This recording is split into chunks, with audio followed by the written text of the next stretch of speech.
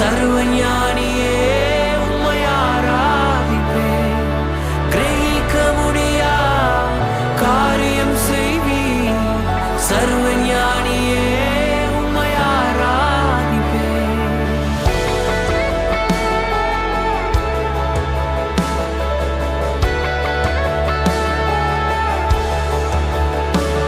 பெரும் கோலும் கையும் இரு பரிவாரமாகும்.